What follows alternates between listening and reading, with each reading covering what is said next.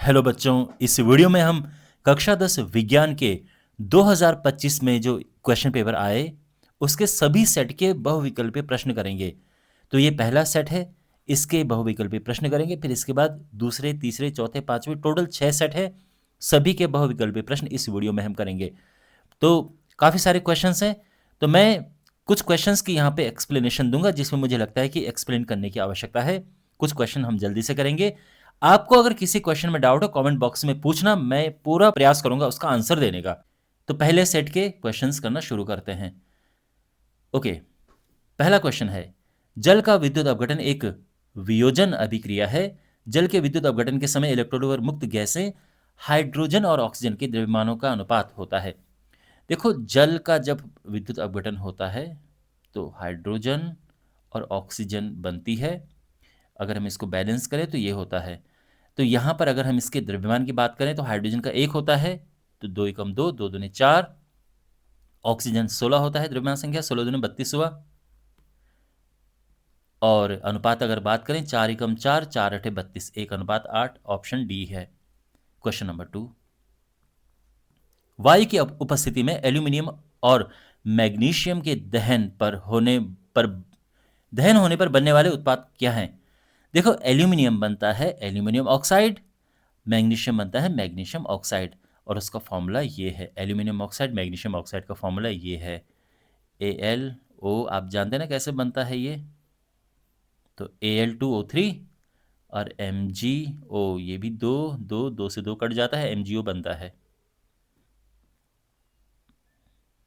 Question number 3 है, यहां पर ये पीएच स्केल दिया है और हमने ABCD के बारे में बताना है कि ये क्या है। देखो, जब हम इधर जाते हैं तो ये होता है अम्ल, जितना हम इधर जाते हैं उतना ये मजबूत प्रबल अम्ल बनता है। ये दुर्बल अम्ल है, ये उदासीन होता है। फिर दुर्बल क्षारक आता है, ये प्रबल क्षारक आता है। तो यहां पे ऑप्शन है डी, ऑप्शन करेक्ट है। ये देखो ABCD, आप देखो समझ जाओगे। ए दुर्बल अम्ल, बी उदासीन, सी प्रबल क्षारक और डी प्रबल अम्ल। क्वेश्चन नंबर 4, यहां पर ये अभिक्रियाएं हैं, हाइड्रोक्लोरिक अम्ल हाइड्रोक्साइड की आपस में है, फिर ये है। तो हमने बताने कि प्रत्येक चरण में हो क्या रहा है इनमें से। ओके, देखो, अगर आप यहां पर पाएंगे तो ये इस अभिक्रिया में ये और ये, एक ये अम्ल है और एक क्षार है, एसिड और बेस। मैग्नीशियम ऑक्साइड ये क्षार है और ये अम्ल है। कार्बन डाइऑक्साइड ये भी एक तरह का अम्ल का इसका नेचर है और ये क्षार है। तो जब भी अम्ल और क्षार आपस में मिलते हैं तो ये एक दूसरे को कैंसिल करते हैं, उदासीन कर देते हैं, और फिर इससे क्या बनता है? लवण बनता है और जल बनता है। इसका ऑप्शन ए करेक्ट है। क्वेश्चन नंबर 5, ए और बी की अभिक्रिया से कोई यौगिक बनता है। ए इलेक्ट्रॉन खोता है, बी इलेक्ट्रॉन ग्रहण करता है। तो यौगिक जो बना है उसका गुण इनमें से कौन सा नहीं है? देखो, जब एक इलेक्ट्रॉन खोता है और दूसरा इलेक्ट्रॉन लेता है तो फिर ये एक आयनिक यौगिक बनता है, और आयनिक यौगिक का गलनांक उच्च होता है। यानी ये बात तो सत्य है। हमने बताने की कौन सी गुण नहीं दर्शाता है, ठीक है। अत्यधिक विलय बिल्कुल होता है। विजातीय आयनों के भी दुर्बल विद्युत आकर्षण होता है, नहीं, इनका जो विद्युत आकर्षण होता है बहुत मजबूत होता है।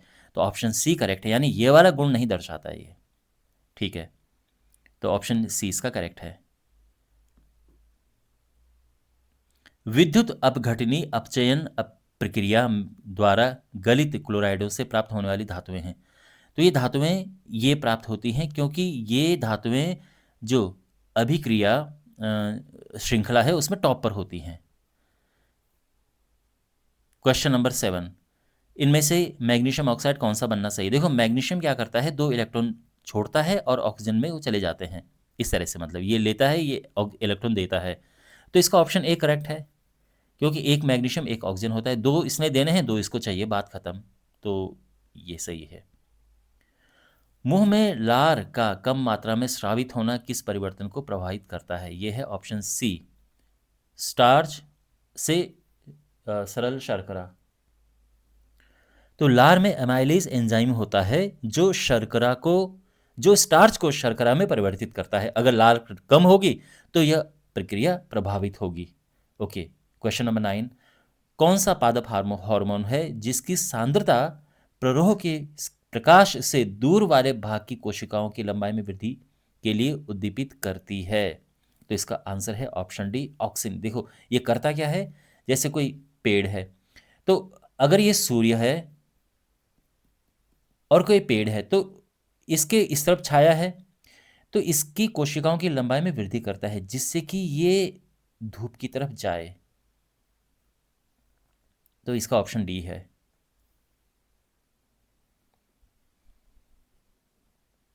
क्वेश्चन नंबर 10, उभयलिंगी पुष्प के विषय में सही कथन क्या है? इसके पुंकेसर और स्त्रीकेसर दोनों होते हैं। बात तो ये सही है, होते हैं। इसमें या तो पुंकेसर होता है या स्त्रीकेसर नहीं, ये गलत बात है, मतलब ऐसा नहीं होता है। ये या तो स्वपरागण दर्शाते हैं अथवा परपरागण, ये भी सही है। अपने आप फल उत्पन्न नहीं, ये भी नहीं। तो फर्स्ट और थर्ड, ये ऑप्शन सी इसका करेक्ट है। गोल और हरे बीजों वाले मटर के पौधों का झुर्रीदार और पीले बीजों वाले मटर के पौधों के साथ संकरण कराया गया तो F1 संतति के पौधों द्वारा विकसित बीज होंगे। गोल और हरे, ओके, और झुर्रीदार और पीले, इसका ऑप्शन सी करेक्ट है। 100% गोल और पीले। तो क्वेश्चन नंबर 12, ग्लूकोज के विखंडन का पथ दर्शाया गया है। ग्लूकोज से फिर ये बनता है लैक्टिक अम्ल, ये ठीक है। ए और बी क्या है? तो ये होता है कोशिका द्रव्य और ये फिर ऑक्सीजन की कमी। डी ऑप्शन करेक्ट है। दर्पण एक्स सूर्य के प्रकाश को सौर भट्टी में संदर्भित करता है। सौर भट्टी जो होते हैं, सोलर कुकर हम जिसे कहते हैं। और दर्पण वाई जो गाड़ियों में दर्पण लगता है, जिसे पीछे वाहन देखते हैं। अब इनके बारे में हमें बताना है। तो देखो इसमें क्या है कि एक तो है अवतल ये वाला और ये है उत्तल दर्पण। अब इनके बारे में क्या है, देखो अवतल दर्पण बनाता है एक वास्तविक प्रतिबिंब, ठीक, और उत्तल दर्पण बनाता है आभासी प्रतिबिंब। जब ये इस तरह से बनता है तो ये वास्तविक, तो ये बात सही है। आभासी, ये भी सही है। 1 और 2, ऑप्शन ए करेक्ट है इसका।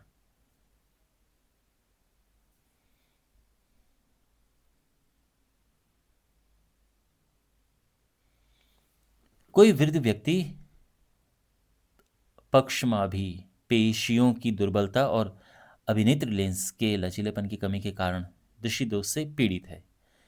यदि यह दृष्टि दोष ए है जिसका संशोधन बी लेंस द्वारा किया जा सकता है, तो ए और बी क्रमशः क्या है?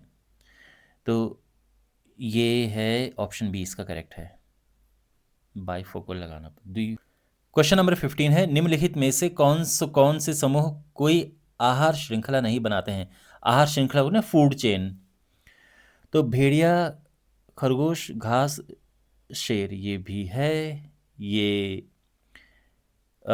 ये इसे खाएगा, फिर ये इसे खाएगा, खाता है, और ये तो खैर टॉप पे ही है। प्लवक, मानव, टिड्डा, मछली, ये नहीं है।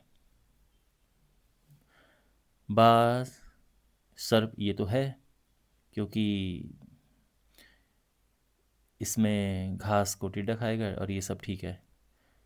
ये भी नहीं है क्योंकि इसमें घास तो है और बाकी घास खाने वाले इसमें कोई नहीं है। तो एक तो सेकंड और फोर्थ ये पॉसिबल नहीं है। ऑप्शन डी इसका करेक्ट है। किसी स्थलीय परितंत्र में हरे पादपों की पत्तियों द्वारा प्राप्त सौर ऊर्जा का लगभग कितने प्रतिशत भाग खाद्य ऊर्जा में परिवर्तित नहीं होता है? तो ये है 99%।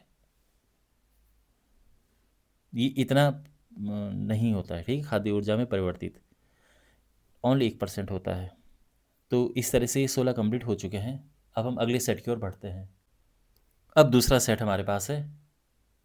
पहला क्वेश्चन है, वायु में प्राकृतिक गैस दहन संतुलित समीकरण, हमने बताने कि इनमें से कौन सा समीकरण संतुलित समीकरण है, बैलेंस्ड।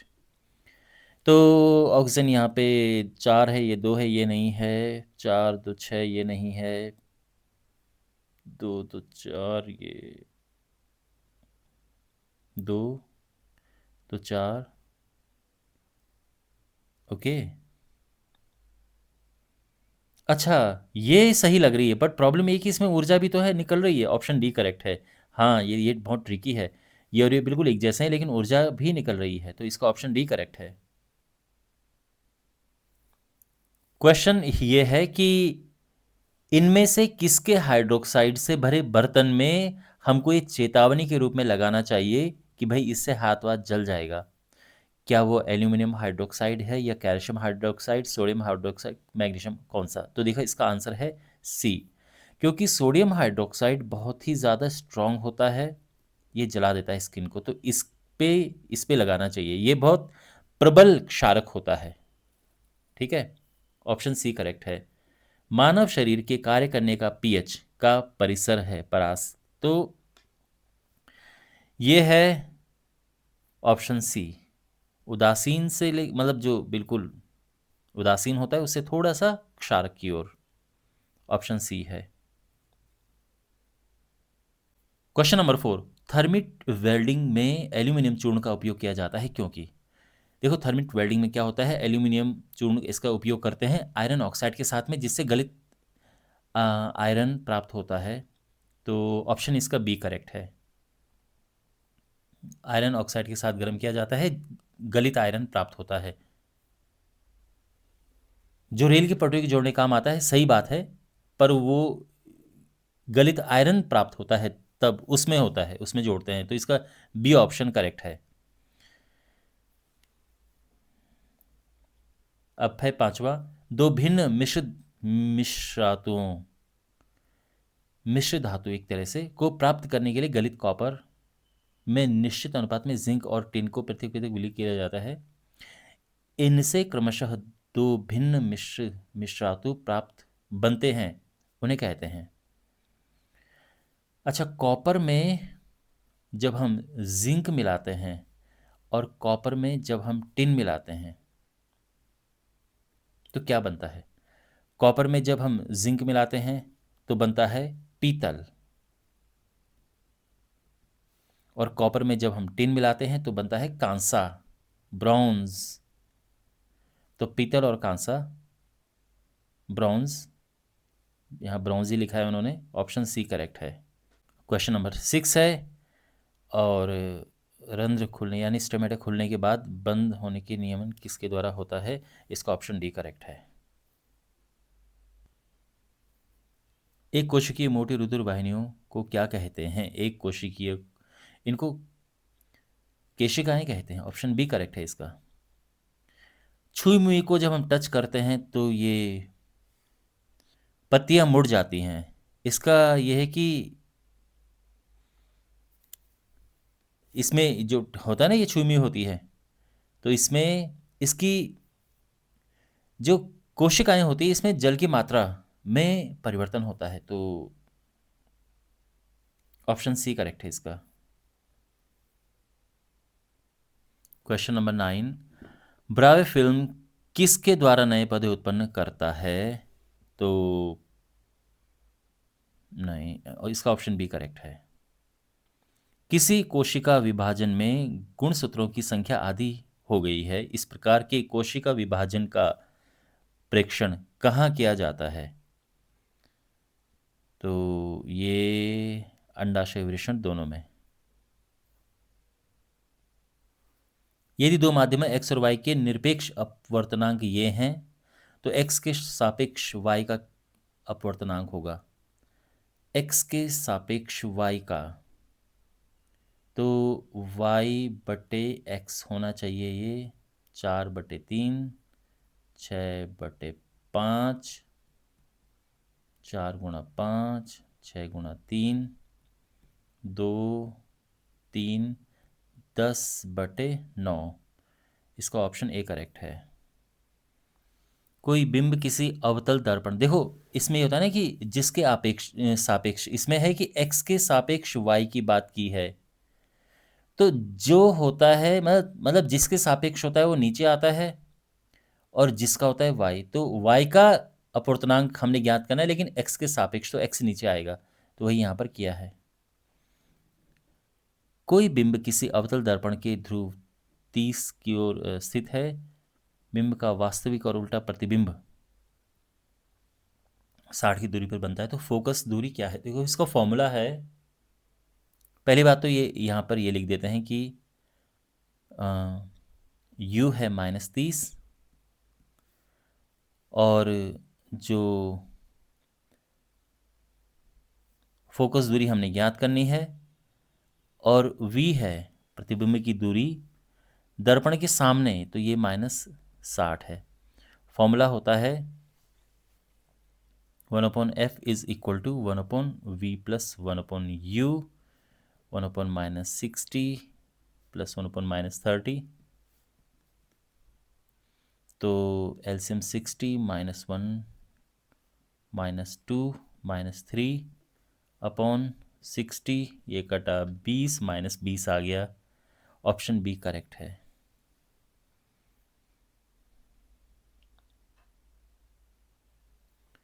इसमें आपतन और विचलन कोण कौन से हैं? आपतन कोण जो कि पड़ता है, तो ये आपतन कोण है, हमेशा लंब के साथ देखते हैं, ठीक है ना। तो आपतन कोण हम ये नहीं देखेंगे, तो ये है। और विचलन कोण होता है जो कि आपतन वाली लाइन और जो बाहर निकलती उस लाइन के बीच का कोण होता है, यानी ये। तो 1 और 6, ऑप्शन डी करेक्ट है।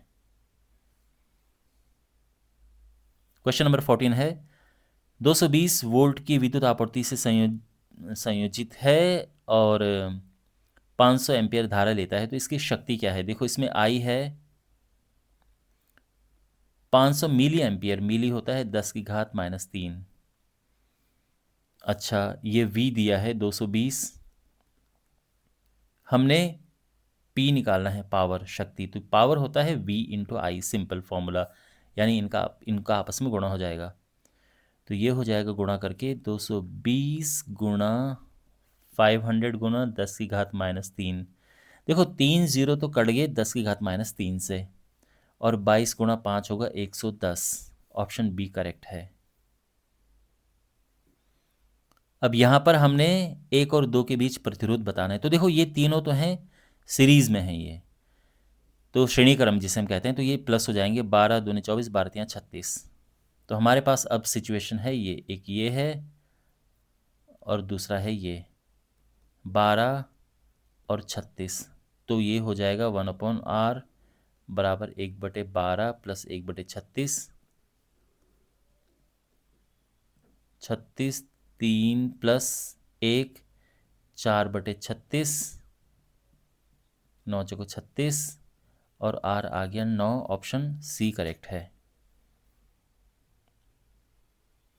निम्नलिखित में से सभी अजैव निम्नीकरणीय पदार्थों के समूह को पहचानिए। अजैव, तो अजैव होता है नॉन बायोडिग्रेडेबल, जो मतलब खराब नहीं होते हैं, है ना। मतलब जैसे सब्जी वगैरह वो बायोडिग्रेडेबल होता है, पर तो यहाँ पर है ऑप्शन सी, डीडीटी, पॉलिस्टर और कांच, ये तीनों ऐसे हैं जो नॉन बायोडिग्रेडेबल है, अजैव निम्नकरणीय पदार्थ हैं। देखो आप यहाँ पे सोचोगे कि कांच प्लास्टिक तो यहाँ भी है, लेकिन यहाँ चमड़ा है। चमड़ा जो है वो टाइम के साथ में ख़त्म हो जाता है, तो ये जैव है, बायोडिग्रेडेबल है। ये लकड़ी का कपास है तो आप जानते ही हैं ये बायोडिग्रेडेबल है। चमड़ा जहाँ जहाँ होगा वो ऑप्शन नहीं है, लकड़ी भी नहीं है। ये खराब नहीं होते हैं। खराब करने का मतलब, कहने का मतलब ये है कि ये नॉन बायोडिग्रेडेबल है, अजैव हैं ये, निम्नकरणीय। तो ऑप्शन सी करेक्ट है। अब सेट 2 के भी बहुविकल्पी प्रश्न खत्म हो गए हैं। अब अगले सेट की ओर बढ़ते हैं। अब हमारे पास है थर्ड सेट। पहला क्वेश्चन है यहाँ पर इस पर विचार कीजिए। जब हम इसे संतुलित करेंगे तो पी क्यू आर एस यहाँ पर क्या क्या आएगा। ओके, तो हमारे पास है L plus H2O, Al2O3 plus H2। तो सबसे पहले यहाँ पर देखो, Al हम लास्ट में बैलेंस करेंगे, पहले ऑक्सीजन बैलेंस करते हैं। ये 3 है, यहाँ पे 3 हो जाएगा, 3 दूनी 6, यहाँ पे 3 हो जाएगा, ठीक है। और अब ये 2 हो जाएगा, पूरा बैलेंस हो गया है। 2 3 1 3, ऑप्शन सी करेक्ट है। क्वेश्चन नंबर 2, निम्नलिखित में से कौन से एक विकल्प में लवणों के परिवार का निरूपण किया है। तो ये है, इसका बी ऑप्शन करेक्ट है, क्योंकि ये सल्फेट है, ये भी सल्फेट है, ये भी सल्फेट है। ऑक्साइड अयस्कों से धातुओं के निष्कर्षण की सर्वसामान्य विधि है। तो इसका है ऑप्शन ए, कार्बन के साथ अपचयन। अब हमारे पास ये है, नीचे कुछ हाइड्रोकार्बन की संरचनाएं दी हैं, दिए गए विकल्पों में से उन दो संरचनाओं को चुनिए जो एक दूसरे से संबंधित हैं। तो यहाँ पर इसमें तो ये तो एल्कीन है, इसमें डबल बॉन्ड लगा है, इसमें क्लोराइड है, ये भी नहीं है। 1 2 3 4, 1 2 3 4, बिल्कुल ये सही है। ये ब्यूटेन है और ये आइसोब्यूटेन हो जाता है, यानी 2 3 नहीं, 2 3 2 3 किसमें है, ऑप्शन सी करेक्ट है। वनस्पति तेलों के हाइड्रोजनीकरण में प्रयुक्त सामान्य अभिक्रिया के विषय में गलत कथन चुनिए। तो इसमें है, ये भी नहीं है,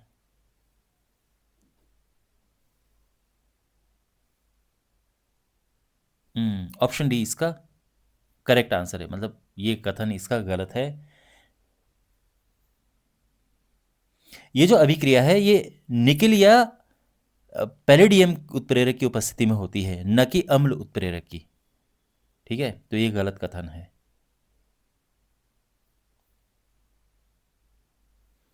क्वेश्चन नंबर 6, कॉलम 1 और कॉलम 2 का मिलान कीजिए। तो सर, भ्रूण स्थापित होने का स्थल, ये तो यही है। शुक्राणु का मादा जनन क्षेत्र में प्रवेश का स्थल,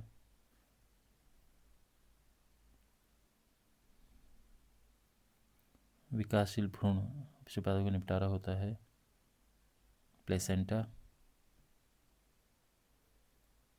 कौन सा सही है, ऑप्शन डी करेक्ट है। नेक्स्ट, मस्तिष्क का वह कौन सा भाग है जो शरीर की संस्थिति और संतुलन का अनुरक्षण बनाए रखता है। तो ये है अनुमस्तिष्क।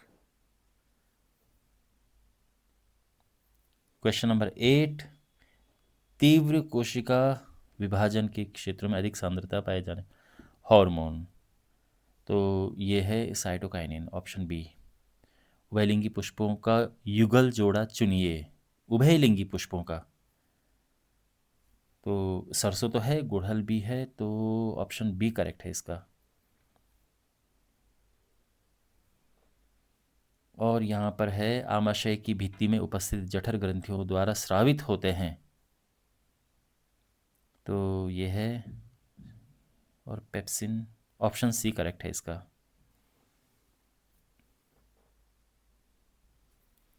जल और कांच का निरपेक्ष अपवर्तनांक ये है, कांच में प्रकाश की चाल ये है, तो जल में क्या होगी। प्रकाश जो चाल होती है ये इसका बिल्कुल उल्टा होता है। तो प्रकाश की चाल जल में मैं ले लेता हूँ, मान लो कि x ले लिया मैंने, तो 2 × 10⁻, मतलब देखो, प्रकाश की चाल कांच में, जल का अपवर्तनांक ये है और कांच का ये है, ठीक है। तो ये एक दूसरे के यानी अगर ये ज़्यादा होगा तो ये कम होता है चाल, जिसका अपूर्णांक जितना ज़्यादा होगा उतनी चाल कम होगी। तो यहाँ पर एक काम करते हैं, जल का रखते हैं ऊपर और कांच का नीचे, लेकिन चाल में कांच की में ऊपर कर देंगे, क्योंकि ये व्युत्क्रमानुपाती होता है, और जल ये नीचे। ठीक है, तो अब सॉल्व करते हैं। ये हो जाएगा 8/9 बराबर 2 × 10⁸ 8/x। 4x हो जाएगा, ये ऊपर जाएगा, 4/9 × 10⁸ 8। 4/9, 9/4, ये ऊपर जाएगा, 9 ऊपर आएगा, 4 नीचे आएगा। ऑप्शन ए करेक्ट है। 10⁴ ये इन्होंने इसका गुणा नहीं किया यहाँ पे, लेकिन ऑप्शन ए करेक्ट है। क्वेश्चन नंबर 12, जब कोई श्वेत प्रकाश पुंज धूल के अति सूक्ष्म कणों से किसी क्षेत्र से गुजरता है तो इस क्षेत्र में सबसे अधिक प्रकीर्ण होने वाले प्रकाश का रंग है, तो ये नीला होता है। ऑप्शन सी करेक्ट है। तार की लंबाई L को धीरे धीरे खींचकर 3L कर दिया गया, मूल प्रतिरोध R है, तो क्या होगा? तो नया प्रतिरोध होगा 9R। सिंपल हिसाब किताब है, जब भी किसी चीज़ को खींचकर जितने गुना करते हैं प्रतिरोध उसका वर्ग हो जाता है। अगर 3 गुना करते हैं तो प्रतिरोध में 3 का वर्ग हो जाता है, यानी 9 गुना। अगर ये 4 गुना करते हैं खींच के, तो प्रतिरोध 4 का वर्ग यानी 16 गुना हो जाता। खैर, 3 गुना किया तो 3 का वर्ग यानी 9 गुना। ये सिंपल हिसाब याद रखना। क्वेश्चन 14, किसी छड़ के चुंबक के निम्न कौन सा कथन सही नहीं है?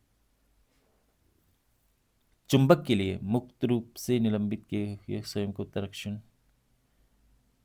दक्षिण में तो खैर रखता ही है, ये बात सही है। लौह चूर्ण को आकर्षित करने की शक्ति, ये भी सही है। चुंबकीय रेखा उत्पन्न करता है, बिल्कुल करता है। छड़ चुंबक इसकी उत्तरी ध्रुव से दक्षिण ध्रुव की ओर होती है, नहीं, ये गलत है। ये जो चुंबक होता है उसमें चुंबक के भीतर भीतर जो है साउथ से नॉर्थ चलती हैं, भीतर दक्षिणी ध्रुव से उत्तरी ध्रुव की ओर आती हैं ऐसी। बाहर जो है ये उत्तर से दक्षिण की ओर चलती हैं।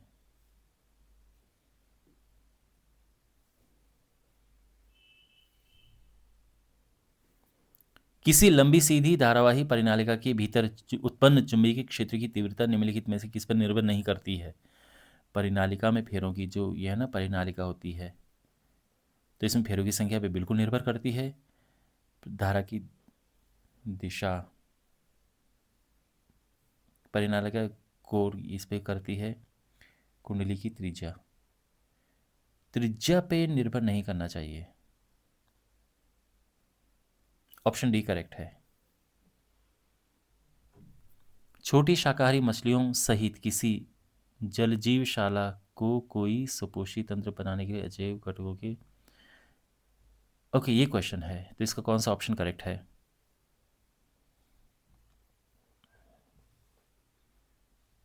ऑप्शन डी इसका करेक्ट है। अब हमारे पास है फोर्थ सेट। पहला क्वेश्चन है, निम्नलिखित में से किस एक स्थिति में रासायनिक अभिक्रिया नहीं होती है? गर्मियों में दूध को खुला रखकर छोड़ देना, ये रासायनिक अभिक्रिया है। अंगूरों में ये रासायनिक अभिक्रिया है। ऑप्शन डी इसका करेक्ट है। ग्लेशियर का पिघलना रासायनिक अभिक्रिया नहीं है, ये भौतिक परिवर्तन है। क्वेश्चन नंबर 2, आर्द्र वायुमंडल में शुष्क हाइड्रोजन क्लोराइड गैस बनाने के लिए उत्पन्न गैस को रक्षक शुष्क नली से गुजारा जाता है जिसमें भरा होता है, तो calcium chloride option A correct है इसका। वह गुण जिसके कारण किसी ठोस पदार्थ को तारों में से खींचा जा सकता है, तो ये होती है, जैसे सोना है ना, उसको हम खींच सकते हैं इस तरह से, तो इसको हम तन्यता कहते हैं। निम्नलिखित में से उस हाइड्रोकार्बन को चुनिए जो सीसी आबंध और एक इसमें होता है। तो एक सी है, फिर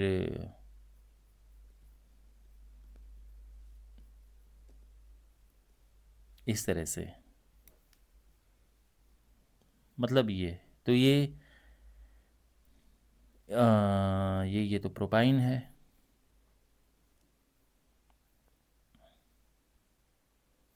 प्रोटीन के संश्लेषण के लिए पौधों द्वारा मृदा से लिया जाने वाला आवश्यक तत्व है।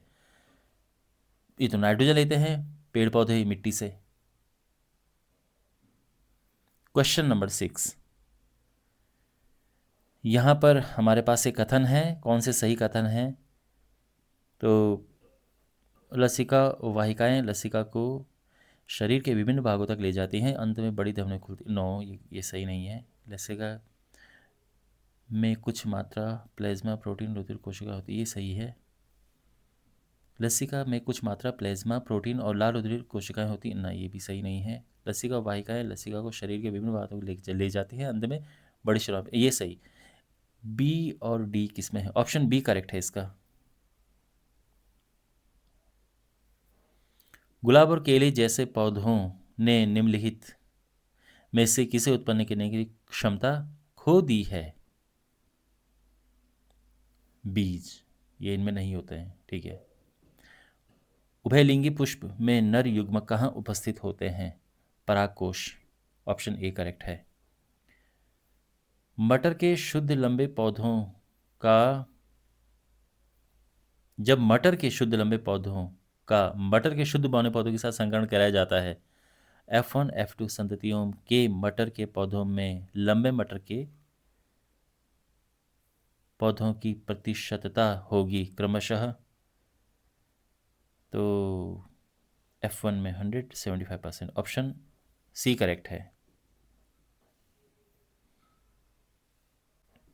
20 सेंटीमीटर फोकस दूरी के किसी लेंस का उपयोग करके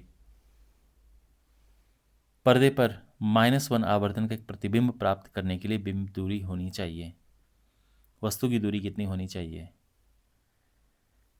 ओके, तो देखो, -1 का आवर्धन का मतलब ये है, पहली बात तो 1 यहाँ पर है, तो जो साइज वस्तु का है वही साइज उसकी प्रतिबिंब का है, और उल्टा है क्योंकि माइनस है। तो ये कहाँ पर बनता है? ये बनता है बिल्कुल जहाँ पे उसका वक्रता केंद्र होता है, यानी ये बनता है और वक्रता केंद्र कहाँ पर होता है? फोकस से डबल दूरी पर, तो यानी ऑप्शन सी इसका करेक्ट है। फोकस से बिल्कुल दुगनी दूरी पर ये होता है वक्रता केंद्र, और ये फोकस 20 है तो ये 40 हो जाएगा। प्रकाश के किसी पतले समांतर पुंज के मार्ग में कोई प्रकाशित युक्ति तिरछी रखी है। यदि निर्गत प्रकाश पुंज पार्श्विक विस्थापित होता है तो युक्ति x है। तो यहां पर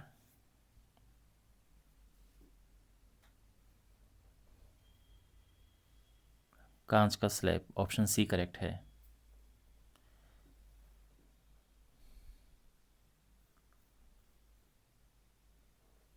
ये ऐसे आता है, फिर ये जाता है, फिर ये ऐसे हो जाता है, तो रास्ते से थोड़ा हट जाता है, तो यही कहा गया है, ऑप्शन सी करेक्ट है।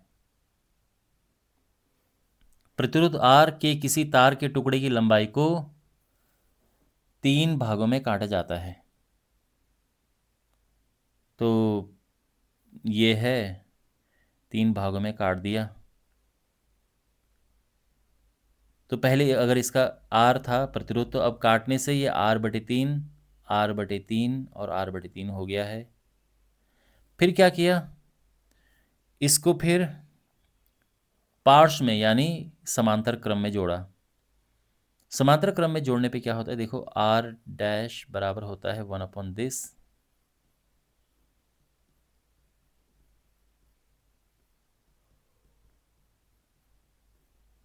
तो ये हो जाएगा कुल मिला के 9/R, और R' आ जाएगा R/9। पूछा है R/R',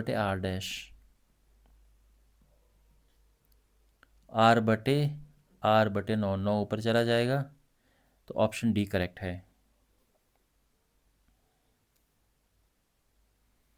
किसी विद्युत बल्ब का, उस पर ये लिखा है 11।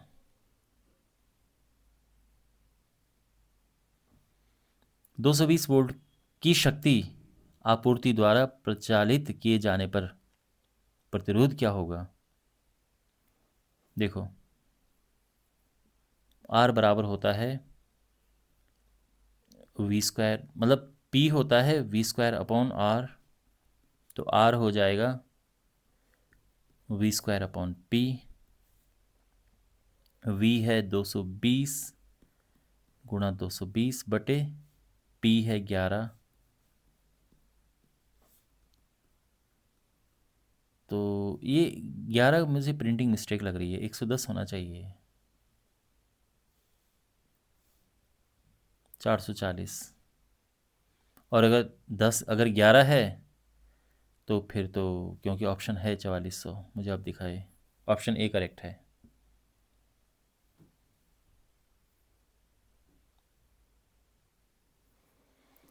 क्वेश्चन नंबर 14, 240 की सप्लाई है और जो बल्ब है उसमें ये प्रिंट हो रखा है कि 4 वोल्ट और 6 वोल्ट, 4 वोल्ट और 6 वॉट है उसमें।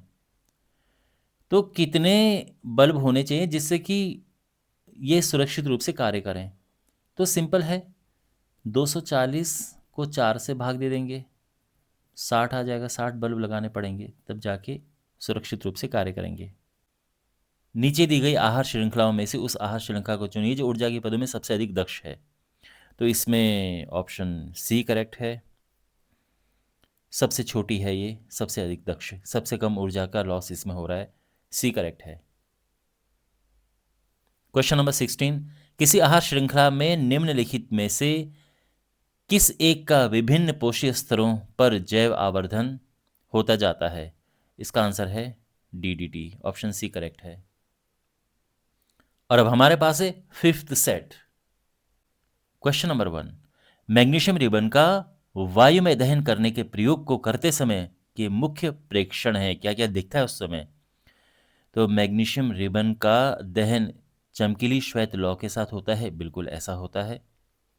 कोई महीन श्वेत चूर्ण बनता है, मैग्नीशियम ऑक्साइड बिल्कुल बनता है, ये वाष्पित हो जाता है नहीं। श्वेत चूर्ण जली विलीन लिटमस को लाल कर देता है, नहीं।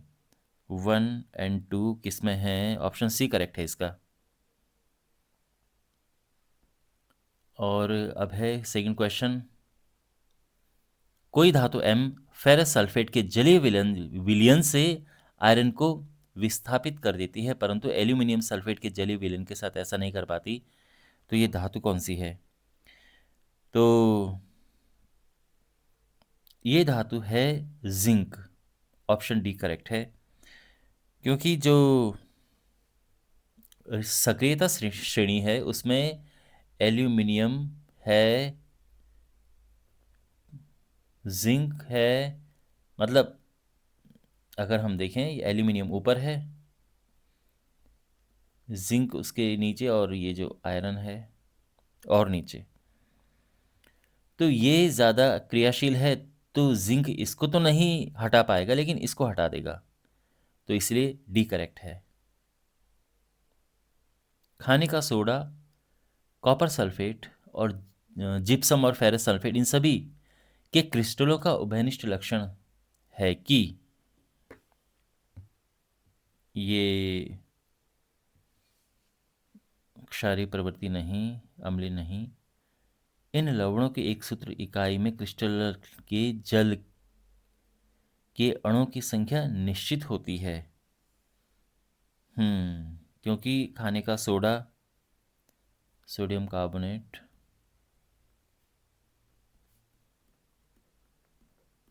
ठीक, और कॉपर सल्फेट, लेकिन अगर हम इसकी उसमें करें क्रिस्टल तो ये होता है 5H2O साथ में। जिप्सम में भी H2O होता है, सब में H2O, basic option C correct है इसका।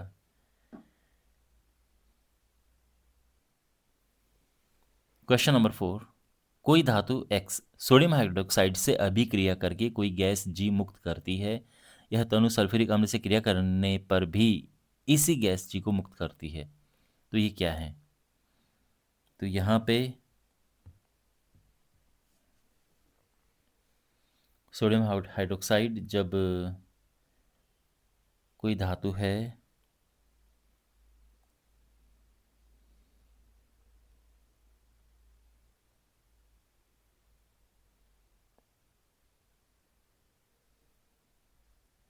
ऑप्शन सी इसका सही है। ये धातु जिंक होनी चाहिए। जिंक और हाइड्रोजन।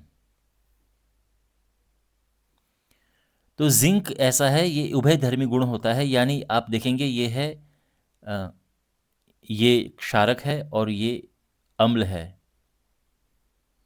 दोनों के साथ अभिक्रिया करके ये हाइड्रोजन गैस निकालता है। तो सी ऑप्शन करेक्ट है। क्वेश्चन नंबर 5, यहाँ पर हमने ABCD का मान याद करना है। तो ये है PB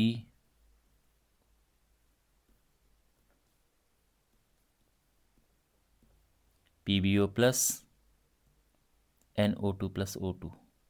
देखो, ऑक्सीजन को तो सबसे लास्ट में बैलेंस करेंगे, बाकियों को देखो। NO2 यहाँ पे है, 2 यहाँ पे लगा देते हैं। और अब है PB भी ठीक है, एक एक है। अब ऑक्सीजन को गिनते हैं।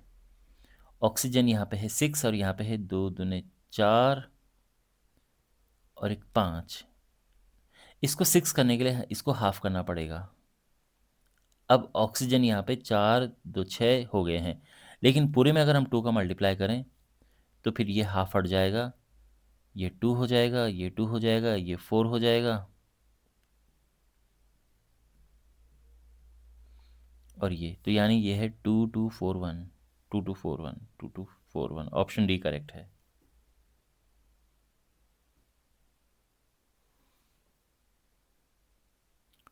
कॉपर के विद्युत अपघटनी परिष्करण के समय उपयोग किए जाने वाले एनोड कैथोड विद्युत अपघट्य होते हैं। तो क्या क्या होते हैं? तो हमें एनोड पर अशुद्ध कॉपर मिलता है और कैथोड पर शुद्ध कॉपर मिलता है, और जो विद्युत अपघट्य है ये अम्लीकृत कॉपर सल्फेट है। तो बेसिकली ऑप्शन ए करेक्ट है ये। यदि हम 4 कार्बन परमाणुओं का एक कार्बन कंकाल बनाएं तो संभावित 2 भिन्न कंकाल होंगे। देखो, ये तो सेम ही है, ये भी सेम है, ये भिन्न है। ऑप्शन बी करेक्ट है। बाकी ये भी सेम है और ये भी सेम है, ये चेन ऐसी ही जा रही है। क्वेश्चन नंबर 8, अमीबा में पोषण के विभिन्न चरण दिए गए हैं, इनका सही अनुक्रम चुनिए। ठीक है, तो सबसे पहले यह है कोश की सतह की अंगुली स्थायी प्रवर्ध बनना। तो पहले ये है, फिर है खाद्य रिक्तिका बनना,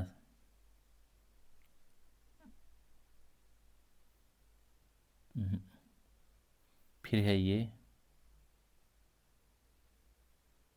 फिर ये और फिर ये, यानी थर्ड है, फिर सेकंड, फिर फोर्थ। किस में आ रहा है ये ऑप्शन बी करेक्ट है इसका। क्वेश्चन नंबर 9 है, उपरोक्त आरेख में दिए गए मानव मस्तिष्क के भाग एक्स द्वारा नीचे दिया गया कौन सा तंत्रिक कार्य नियंत्रित नहीं किया जाता है? तो यहाँ पे भूख लगना ये नहीं किया जाता है। ऑप्शन बी करेक्ट है। क्वेश्चन नंबर 10, स्पैरोगायरा और प्लेनेरिया के जनन की विधा है। तो इसमें तो होता है फ्रेगमेंटेशन यानी खंडन, और इसमें रीजनरेशन ऑप्शन सी करेक्ट है इसका।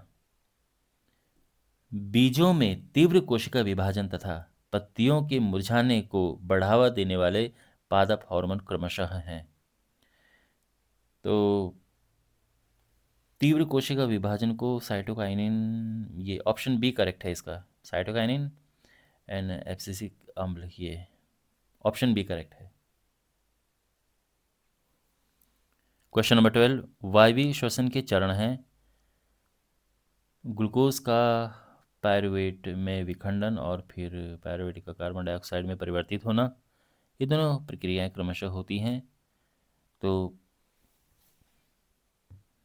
ये तो होती है कोशिका द्रव्य में, और ये तो खैर माइटोकॉन्ड्रिया। ऑप्शन डी करेक्ट है, ये कोशिका द्रव्य में और ये माइटोकॉन्ड्रिया में। ठीक है, ऑप्शन डी करेक्ट है। क्वेश्चन नंबर 13, किसी मरीज के दांतों का आवर्धित प्रतिबिंब प्राप्त करने के लिए दंत चिकित्सक अवतल दर्पण को इस प्रकार पकड़ता है कि दांतों की स्थिति दर्पण के कहाँ पर हो। तो अब देखो, ये है अवतल दर्पण, तो कहाँ पर स्थिति हो जिससे कि प्रतिबिंब बड़ा बने। तो ये फोकस है, ये वक्रता केंद्र। तो यहाँ पे अगर हम यहाँ पर किसी को रखते हैं तो इसका जो इमेज बनता है वो बड़ा इमेज बनता है। तो यानी ध्रुव और फोकस के बीच में।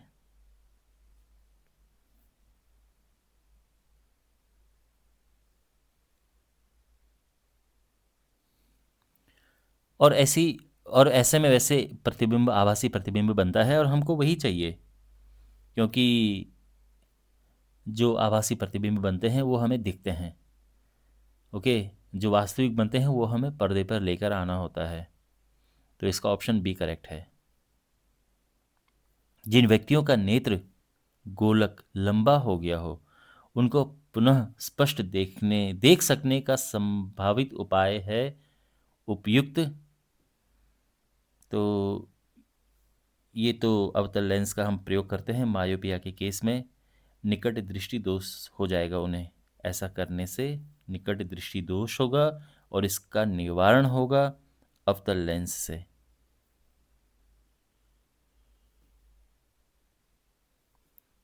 प्राकृतिक और मानव निर्मित कृत्रिम पारितंत्रों के उदाहरण हैं। तो नहीं, ये तो दोनों ही प्राकृतिक हैं। सी ऑप्शन है, झील और बगीचा।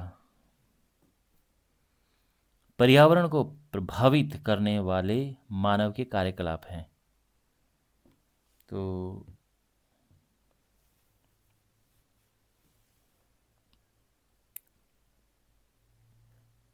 प्रयोग करके फेंके जाने वाले कप प्लेटों का अधिकाधिक उपयोग करना, ऑप्शन भी करेक्ट है। ये पर्यावरण को प्रभावित करता है, नकारात्मक रूप में प्रभावित करता है, कहने का ये मतलब है।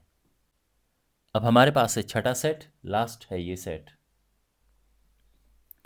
यहाँ पर ये जो व्यवस्था है इसमें ये जल का विद्युत अपघटन हो रहा है। हमको बताना है कि P क्या है, Q क्या है, R क्या है, S क्या है। यहाँ पर ऐसा है कि आप ये देख रहे हैं, ये जो खाली स्थान है ये है, इससे डबल है ये। और जब ये अपघटन होता है तो हाइड्रोजन का आयतन डबल होता है, दुगना होता है। तो ये हाइड्रोजन है जिसका आयतन ज़्यादा है। तो Q है हाइड्रोजन, Q हाइड्रोजन है। ओके,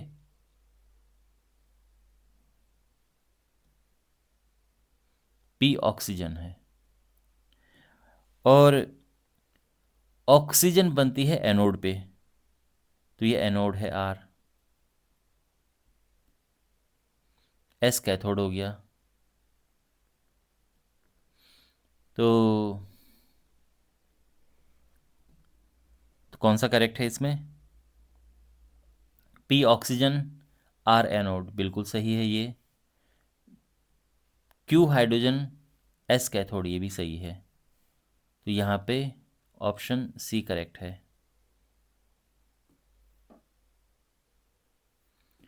क्वेश्चन नंबर 2, आपके पास नीचे दिए अनुसार 3 लवण ABC के जलीय विलयन हैं। इन विलयनों के pH का आरोही क्रम यानी बढ़ता क्रम है। तो पीएच का बढ़ता क्रम मतलब क्षार सबसे बाद में लिखना है और अम्लीय गुण वाला पहले लिखना है। अच्छा, जब हम पोटेशियम नाइट्रेट की बात करते हैं तो पोटेशियम नाइट्रेट है, ये प्रबल अम्ल प्रबल क्षार से बनता है। मतलब प्रबल अम्ल और प्रबल, तो बेसिकली उदासीन हो गया है। अमोनियम क्लोराइड, ये प्रबल अम्ल दुर्बल क्षार, तो इसका जो पीएच होगा ये, मतलब उदासीन का मतलब ये तो लगभग 7 है।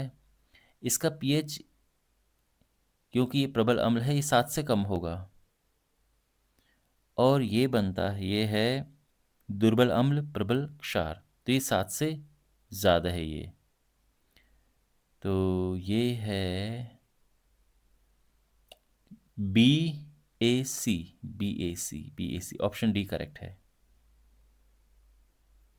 नीचे दिए गए कथनों में से चुनिए जो मैग्नीशियम रिबन की वायु दहन पर जलने पर सही नहीं है। श्वेत चमकदार लौ के साथ जलता है, बिल्कुल जलता है। जलने पर श्वेत पाउडर देता है, बिल्कुल देता है। उस ऊष्मा ऊष्मा शोषी अभिक्रिया है, तो इसमें तो निकलती, ऑप्शन सी इसका करेक्ट है, मतलब ऐसा नहीं होता है, तो इसका सी करेक्ट है। संयोजन का उदाहरण है, ये भी है बिल्कुल, तो ये ऑप्शन नहीं है। हमने बताना है कि क्या नहीं होता है, तो ये ऑप्शन सी करेक्ट है। यहाँ पर हमने चुनना है जो कि समजातीय श्रेणी से संबंधित नहीं है, तो क्लियरली ऑप्शन सी करेक्ट है, क्योंकि यहाँ देखो बाकी सब एल्केन्स हैं। हाइड्रोजन जो है, मतलब कार्बन का दुगना करके 2 प्लस कर दो तो ये है 4 दूने 8 प्लस 2, 6 दूने 12 प्लस 2, 10 दूने 20 प्लस 2, लेकिन ये केवल डबल है, ये एल्कीन हो गया।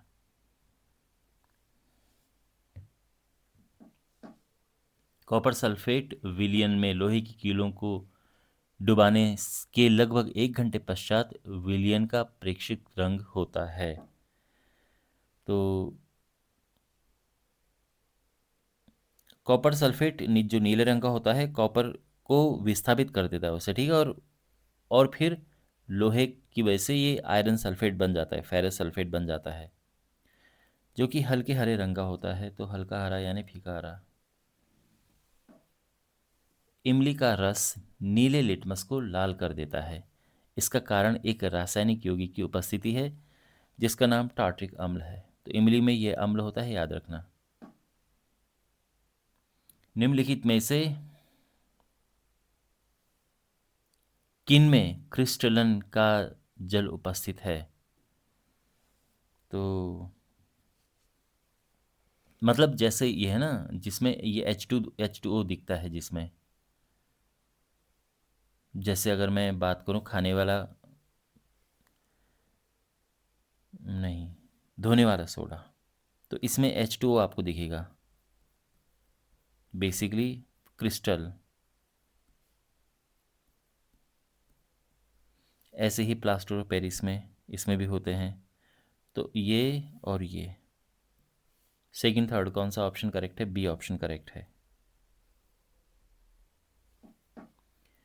किसी लंबे गोल बीजों वाले मटर के पौधे का किसी बौने झुर्रीदार बीजों वाले मटर के पौधे के साथ संकरण कराने पर F1 संतति होगी। ओके, तो लंबे और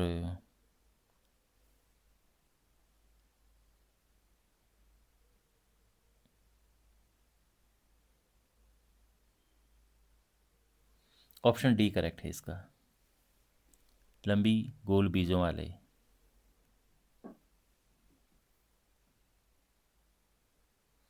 मानव मस्तिष्क में स्थित अंतःस्रावी ग्रंथियों का युगल है, तो यहाँ पे hypothalamus and pineal, option D correct है। क्वेश्चन नंबर 10, यहाँ पर हमने मिलान करना है सही। तो लीशमैनिया, दुखंडन, स्पैरोगैरा, खंडन, प्लेनेरिया ये तो फर्स्ट है, प्लेज्मोडियम ये होता है बहुखंडन। P3 यानी इन दोनों में से कोई एक है। Q4 R1 सी करेक्ट है।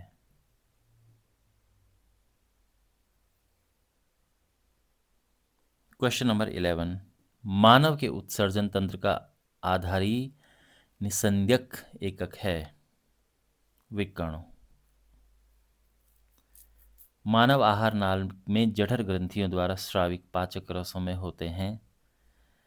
तो इसमें एक तो हाइड्रोक्लोरिक अम्ल, ऑप्शन बी करेक्ट है, हाइड्रोक्लोरिक अम्ल, पेप्सिन, श्लेष्मा। ठीक है। क्वेश्चन नंबर 13, इसमें कौन सा सही है, ठीक है, ये बताना है कौन सा। तो देखो ये है समांतर, जो समांतर जाता है वो फोकस से होकर जाता है। तो यहाँ पे ऑप्शन सी करेक्ट है।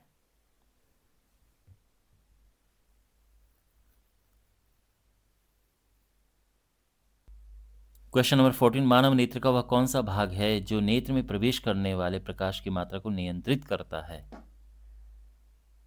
पुतली, ये सिकुड़ती फैलती है और नेत्र में पड़ने वाले प्रकाश को नियंत्रित करती है, उसकी मात्रा को। इस पर विचार कीजिए।